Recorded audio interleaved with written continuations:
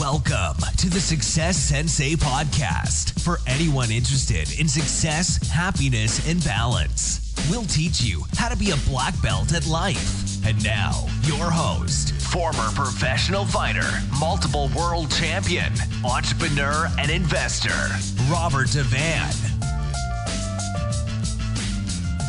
Bowing in. This is Roundhouse Rob, the Success Sensei, helping you to win at life one kick and punch at a time. Episode 265. What does cash is trash mean? Welcome to the main event. It's the Success Sensei podcast main event. What does cash is trash mean? Have you heard the expression? I'm sure if you have heard it, you were probably thinking, well, if it's trash to you, please give it to me. Or that it's just an expression that's fine for high net worth individuals to say. You know, is it a stupid expression? Does it have any merit? Is cash trash? What the hell does that mean? And does it relate to you, me, to everybody of all economic levels? Okay, so first, step one. You will definitely not be able to relate to that expression if you have zero cash. So step one is to get cash, to make money, to work hard, to come up with something, to do whatever you have to do, whatever it is that you do, to be able to get cash and to save it. So to have a stockpile of cash. Any denomination, any amount is fine. We could be talking about €10, €100, €1,000,000, €100,000,000. It's totally up to you. It's irrelevant the level that we're talking about. Now, the next thing is to make sure that every single euro is put to work. To make sure that every euro, dollar, sterling, whatever your currency is like an employee. If you can turn 1 into 2 or even 1 into 1.5, that's great. But everything that's spent or everything that's just kept, everything that's just saved and not put into something. So step one, save, yes. Step two, you're going to have to do something with that money. There's a reason why you're going to have to do something with it. A lot of people like to be able to touch their savings or like to be able to see their savings, just statically being held. And the problem with that, I suppose, the problem with holding cash and where this cash is trash saying has come from is that, well, banks are a major problem. Banks have regular charges. So they have regular upkeep charges of your accounts. There's also negative interest rates being applied at the moment. You have your account fees. And then you also have your transaction fees. So every time you use an ATM machine, every time you use a card, every time a direct debit goes through or standing order, basically any transaction, you are getting charged. So you have account fees, negative interest fees, transaction fees. So that money that you have there being saved, if you weren't to add any more money to it, slowly but surely, the bank will be chipping away at the charges, and your money's not worth what it was when you were trying to save it. Also, holding cash at home, holding it in cash, is very unsafe for many reasons. So, there's two reasons why cash is trash, because, you're just going to waste money. But banks, long gone are the days where the banks paid you a decent interest rate to hold your money. Now they are charging you to hold your money. So it's not smart to be keeping, savings in the bank in cash or at home where it's very, very unsafe. Now, the next biggest thing then we got to talk about, the third reason why cash is trash or potentially cash is trash, is inflation. And basically prices go up. Monetary value also goes down. So there's lots of factors as to why this happens. There's lots of factors as to why prices go up. So when prices go up, that means that the money that you have saved cannot purchase the same amount as you purchased, 5 years ago, 10 years ago. Also, monetary value drops down. Maybe there's a lot of quantitative easing. Maybe there's a lot of money being printed. Maybe your currency is being devalued. As I said, there's lots of factors. We won't worry about those right now and overcomplicate things. But if the value of your money goes down, then that's also another reason why you cannot purchase the same thing at the same amount of those things that you purchased, a few years ago. For example, €100 in another 10 years time. If you have €100 saved in another 10 years time, more than likely, give or take simple arithmetic, that €100 in 10 years time is worth €90. That €100 that you saved, if you've done nothing with it, if you haven't invested, if you've just sat there looking at it, inflation alone, forget about bank charges, inflation alone in 20 years time, it's worth €75. So if you have considerable amount of money in savings, it could be more than that. It could be worst case scenario than that. Plus, if you were dipping into it, having to use it for expenses, plus on top of that, then all the charges for maintaining your account. And you can see that your savings are dwindling. Yes, your debt is decreasing too. If you have €100 in debt in 10 years time, really it's the equivalent to €90 in debt if we were using our model there. As I said, it's very simple arithmetic, but you get my meaning. Inflation is definitely something to worry about. There is also the opportunity cost of just sitting on savings. And the opportunity cost means the potential earning amount you could have achieved versus what you actually achieved by holding cash. So by holding cash, you haven't achieved any earnings.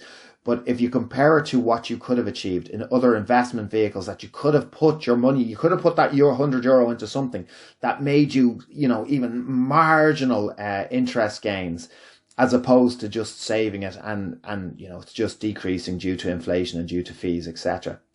Millionaires don't keep 1 million in cash. This is something that I think a lot of people misunderstand, or maybe they haven't thought about, but a millionaire doesn't keep 1 million in cash. A multimillionaire doesn't keep 1 million in cash because it doesn't make sense to do so. It's foolish to do so due to inflation, due to the opportunity cost that we were talking about. It's easier to put it into something else that can safe as well, but that has a marginal return. And obviously you don't keep 1 million in cash at home, and obviously you don't just keep it saved in a bank account that's going to charge you negative interest and account fees and transaction fees. So millionaires don't keep, yes, they might have their money in liquid form that, given 3 to 5 days or given a week or given a month, they might be able to sell something off or release something or do whatever it needs to be done, whatever paperwork needs to be done to be able to access it, but they're not keeping it in cold hard cash. And that, not just physical money, but also money that you can see just sitting in a bank account. Billionaires maybe they do because they've that much money, maybe they're not accounting for every single million, but it's not advisable. It still doesn't make sense for you to do so. So they probably still don't do it. Invest looking for a return. Any return at any level is better than zero return, or less than zero, a minus return. So every time you've managed to save a small amount of money or a large amount of money, depending on your situation, be looking for something to invest it in, something to put it in. It's up to your investor profile, personality profile, as to whether that's going to be high risk or low risk. But you do need to put your money into something in order to get a return, so that it's not just being eaten away by inflation or by charges. Search your area, search your country, search your area of interest, and that way you can follow it. It can be something that it can be something that you periodically contribute to, and something that interests you. So see what investment opportunities are local to you first. You don't have to go really far afield to find something that you can put your finger on, basically, and you can manage and you might be interested in as well. Choose investments that you can get excited about and that you'll want to learn about. If you're not motivated, if you're not enthusiastic, then it's going to be very hard to manage that investment, or to continue the investment, or to be motivated to put that money into that investment. €10 invested and you're an investor. So get it out of your mind that we're talking about millions. €10 invested in something and you're an investor. A good investment will go up in value, or both. It might produce a return.